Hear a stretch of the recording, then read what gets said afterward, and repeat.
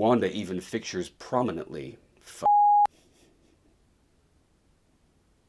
Wanda even figures prominently on. Okay, let's try that once more, shall we?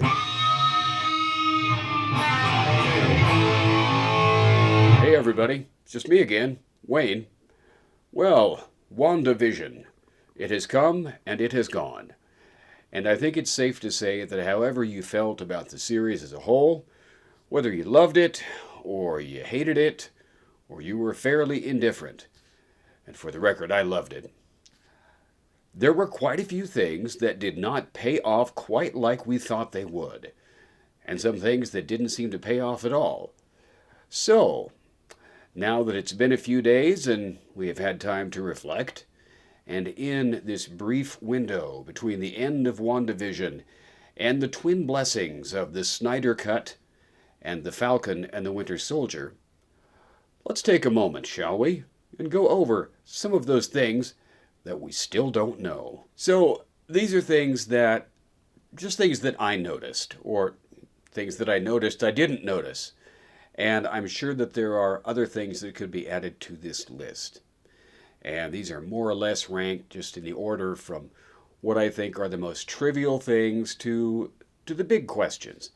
And I could be proven wrong, okay? Some of the things that I think are trivial may turn out to be huge. Some of the things that I think seem pretty important might turn out not to be important after all. Because let's keep in mind that WandaVision is just the first third of Marvel's multiverse extravaganza. WandaVision, Spider-Man, No Way Home, and then Doctor Strange in the Multiverse of Madness.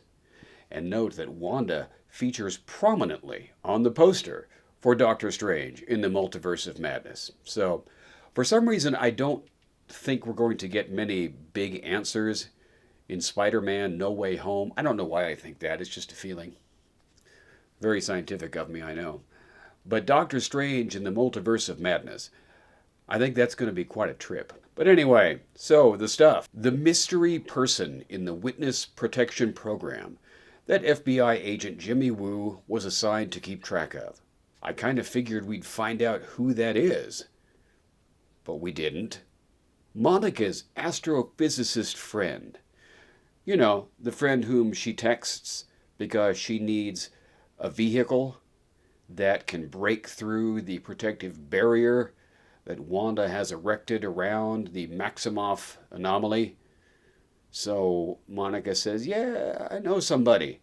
So she texts, presumably texting to her astrophysicist friend, what she needs and why she needs it, and she must text really, really fast also. Well, a couple of episodes later, or maybe it was just the next episode, when Monica and Jimmy Woo go to get the vehicle that has been constructed really quickly, a couple of miles away from the sword base, they go to get the vehicle. There was a lot of bitching and moaning online because the person that they met was a soldier who delivered the vehicle.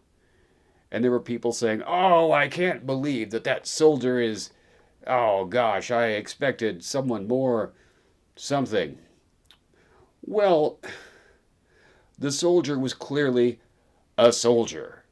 She was clearly a soldier, the soldier in charge of delivering the vehicle, and not the astrophysicist friend of Monica's. Now, there are several pieces of evidence for this, but let's just cut to the biggest one. Monica refers multiple times to her astrophysicist buddy as him or he.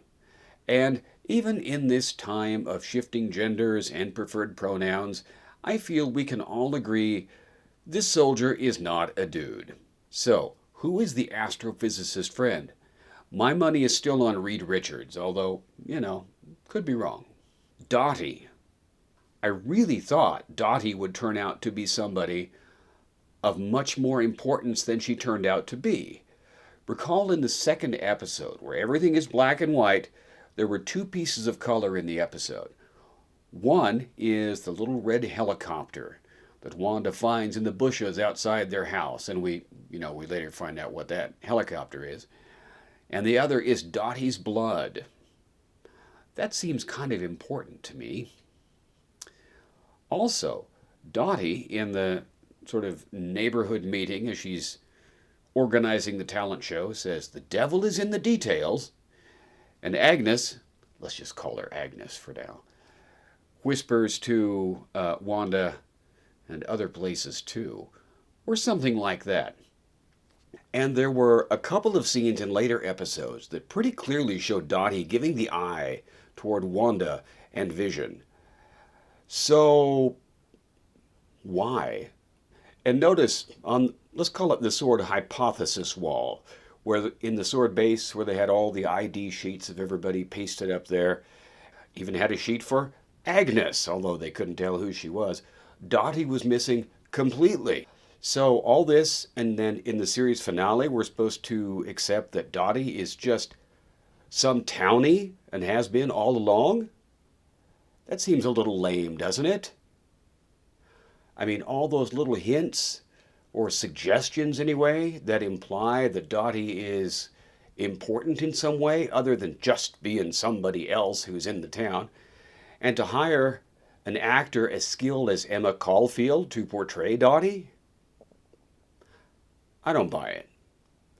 I mean, Marvel is pretty good, not just laying obvious seeds and then letting them go to rot and never giving us a payoff, or just forgetting those storylines altogether if they seem important. Well, there is that whole S.H.I.E.L.D. being infiltrated by Hydra and so ceasing to exist, and then Nick Fury showing up in the next movie with a helicarrier. But other than that, Marvel doesn't usually do that. So, Dottie, who is that? I think she's somebody. Okay, speaking of somebody who we think is somebody. Yeah, Pietro. Come on. Pietro is really just a town guy named Ralph Boner, nonetheless. Marvel hired Quicksilver from the Fox X-Men movies to portray Quicksilver in WandaVision, knowing what an oh my god moment that would be for so many people. And that's all there is to it? They just hired the actor, Evan Peters, and they're not going to do anything else with it? Again, I don't buy it, or I don't want to buy it. An interview has come out since the end of the series in which the show's writer suggests or states outright that, there was no plan to keep Evan Peters on.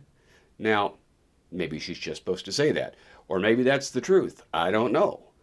But having Quicksilver turn out to be just some dude, not very satisfying. Hexagons. What is with the hexagons? They're all over the damn place. Pun very much intended, right? Oh, and how cool is it, by the way, that Darcy gets to coin the term the hex for Wanda's spell? I find that very cool. Anyway, so in the comics, Wanda refers to her spells as hexes. There's hexagon shapes all over the place in the series. And even in Hayward's office, there are hexagons on his rug. The things on his wall can be construed to be in the shape of a hexagon without much difficulty. So you'd think there'd be a little more there, especially considering that the hexagon shape is pretty much traditionally associated, or at least frequently associated, with witchcraft or deviltry of some sort. Oh, speaking of which, Senor Scratchy.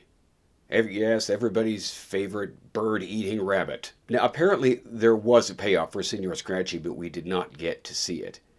In an interview on Fat Man Beyond, Matt Shackner, the series director, revealed that a whole scene had been filmed in which the twins and Monica and Ralph Boner all go down to Agatha Harkness's basement to try to get the Darkhold.